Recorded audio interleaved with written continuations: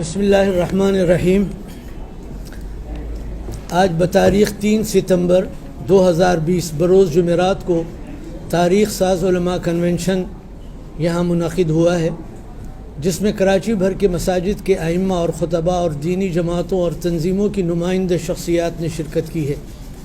یہ اجتماع 10 محرم الحرام کے جلوسوں میں بعض ذاکرین خصوصاً کراچی میں تقی جعفر نامی شخص کی جانب سے صحابہ اکرام رضوان اللہ تعالی علیہم اجمعین کی شان میں نام لے کر لعن طعن اور گستاخی کا جو ارتکاب کیا گیا ہے، اشتعال انگیز اور مذہبی تعصب اور منافرت پر مبنی یہ تقریر سوشل میڈیا اور الیکٹرانک میڈیا کے بعض چینل کے ذریعے سے لائیو بھی نشر ہوئی ہے، اور جس سے دنیا بھر کے مسلمانوں کے جذبات مجروح ہوئے ہیں۔ اسی طرح ملک کے دیگر شہروں میں بھی اسی قسم کی متعصبانہ اور اسی طرح گستاخی کے کلمات پر مبنی تقاریر سے جو امن و امان اور ملک کو عدم و استحکام کے ساتھ فرقہ وارانہ آگ میں دھکیلنے کی جو ایک سازش کی گئی ہے، ہم آج کے اس اجتماع میں اس منفی متعصبانہ اور فرقہ وارانہ رویے کی روک تھام کے لیے حکومت کی طرف سے عملی اقدامات نہ کرنے پر اظہار مذمت کرتے ہیں۔ آج کے اس نمائندہ علماء کنونشن میں چند فیصلے متفقہ طور پر کیے گئے ہیں۔ یہ متفقہ فیصلے اور کچھ مطالبات جو حکومت سے ہم کر رہے ہیں یہاں درج ذیل ہیں۔ نمبر 1، اکابر اور مشائخ سے مشاورت کے بعد تمام اہل سنت مکاتب فکر کی طرف سے کل 4 ستمبر بروز جمعہ یوم عظمت صحابہ پورے پاکستان میں منانے کا اعلان کیا جا رہا ہے۔ یہ اجتماع کل جمعے کے اندر پورے پاکستان کی مساجد میں عظمت صحابہ کے یوم کے طور پر منایا جائے گا۔ اس میں اصحاب رسول رضوان اللہ تعالی علیہم اجمعین کے فضائل مناقب پر روشنی ڈالی جائے گی۔ نمبر 2، کراچی میں 10 محرم کے جلوس میں جس شخص نے توہین صحابہ کی جسارت کی ہے، اس کے خلاف FIR میں دہشت گردی کی دفعات شامل نہیں کی گئی ہیں۔ یہ اجلاس مطالبہ کرتا ہے کہ اس FIR کو دہشت گردی کی دفعات کے ساتھ درج کیا جائے اور اس کے اندر مطلوب افراد کو گرفتار کر عبرتناک سزا دی جائے۔ یہ علماء کنونشن مطالبہ کرتا ہے کہ متعلقہ جلوس کے پرمٹ ہولڈر کے خلاف بھی کارروائی کرتے ہوئے وہ پرمٹ منسوخ کیا جائے۔ نمبر 4، ایک منصوبہ بندی کے تحت ملک میں بڑھتی ہوئی فرقہ واریت پر علماء کنونشن انتہائی تشویش کا اظہار کرتے ہوئے اس کے لیے فوری طور پر روک تھام کے لیے اقدامات کا مطالبہ کرتا ہے۔ نمبر 5، سوشل میڈیا پر اشتعال انگیز اور منافرت پر مبنی مواد کو پھیلانے والے عناصر کے خلاف بھی کارروائی کا مطالبہ کیا جا رہا ہے۔ نمبر 6، تحفظ بنیاد اسلام بل کو اس کی اصل شکل میں ملک بھر کی صوبائی اسمبلیوں اور قومی اسمبلی سے فوری طور پر منظور کرانے کا بھی آج کا یہ اجتماع مطالبہ کر رہا ہے۔ نمبر 7، آج کا عظیم الشان علماء کنونشن یہ مطالبہ بھی کرتا ہے کہ چند روز قبل اسلام آباد میں خلیفہ اول حضرت ابو بکر صدیق رضی اللہ عنہ کی شان میں جو توہین آمیز تقریر کی گئی ہے، اور یہ تقریر کرنے کا جرم جس شخص نے اس کا ارتکاب کیا ہے، جس کا نام آصف رضا علوی ہے، اسے فوراً گرفتار کیا جائے، اور اگر وہ بیرون ملک فرار ہوا ہے تو جو پاکستان کے برطانیہ کے ساتھ تحویل ملزمان کا قانون ہے، اس کے تحت اس کو فوری طور پر واپس ملک میں طلب کیا جائے۔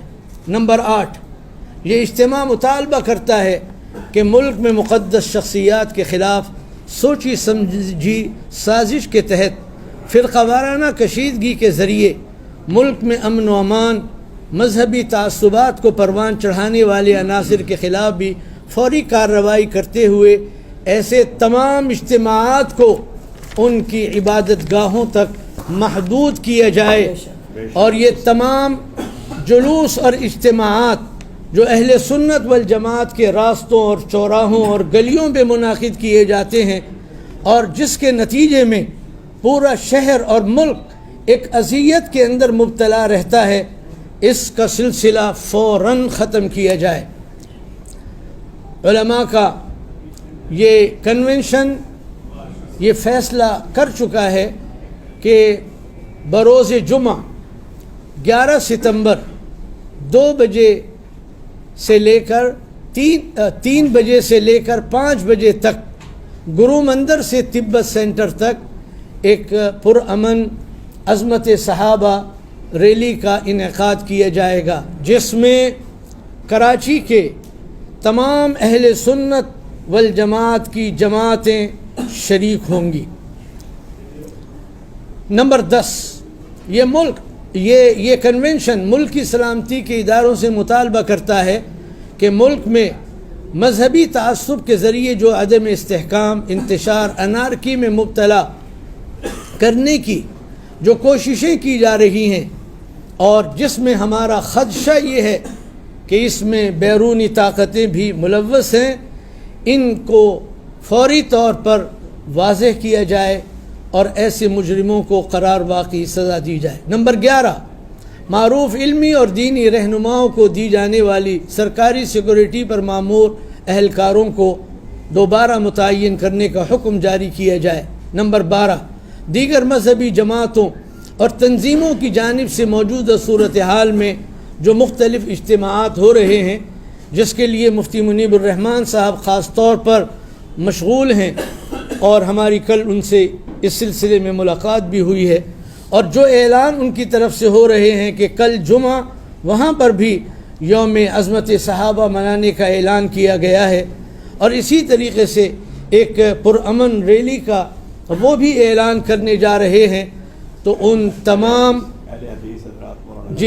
تمام فیصلوں میں جو مفتی منیب الرحمان کر رہے ہیں، ہم ان کے ساتھ شریک ہیں، ان کے ساتھ شامل ہیں، اور اپنے تمام تر تعاون کا انہیں یقین دلاتے ہیں، جیسا کہ مفتی منیب الرحمان صاحب نے ہمیں بھی مکمل تعاون کی یقین دہانی کی ہے۔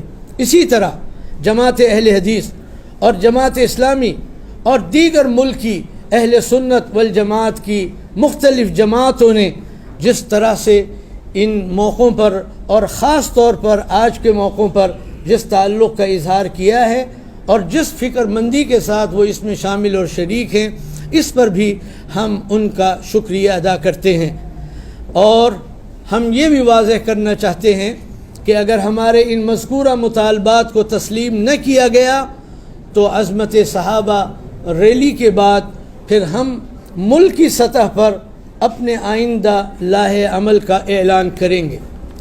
یہاں پر اس اعلانیے کے بعد میں 2 باتیں عرض کرنا چاہتا ہوں، چونکہ اس وقت یہ گفتگو ہماری میڈیا سے ہو رہی ہے اور یہاں پر کراچی کا میڈیا موجود ہے۔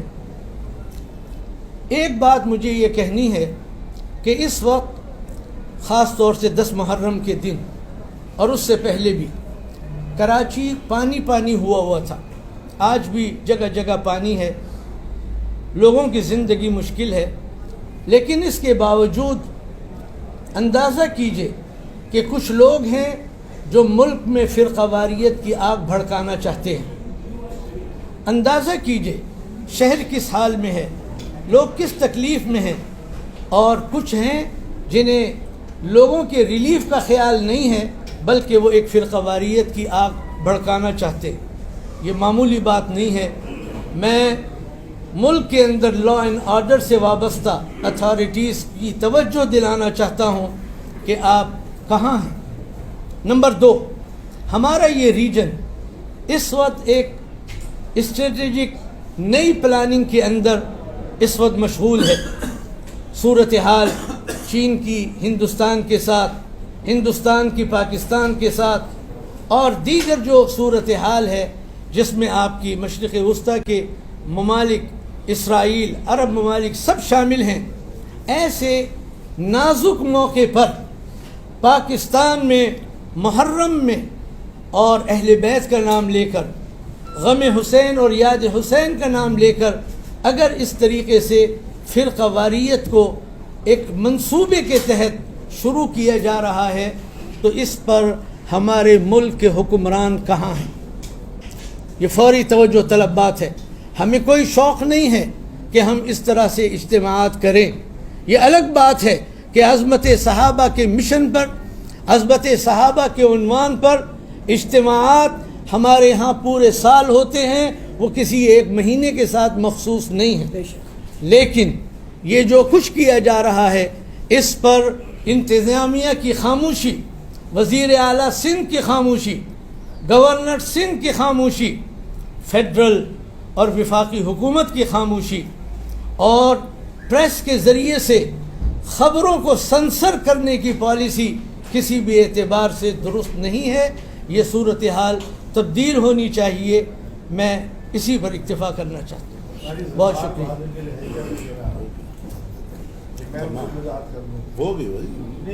قاری زوار صاحب کا ہمارے قاری صاحب نے ذکر کیا. یہ لاہور سے متعلق معاملہ ہے اور انہوں نے اس سلسلے میں آواز اٹھائی تھی. انہیں گرفتار کر لیا گیا ہے. ہم اس پر ان کی گرفتاری پر احتجاج کرتے ہیں، اظہار مذمت کرتے ہیں، اور پنجاب کے گورنر سرور صاحب اور وزیر اعلیٰ عثمان بزدار صاحب سے مطالبہ کرتے ہیں کہ ان کو فوری طور پر رہا کیا جائے.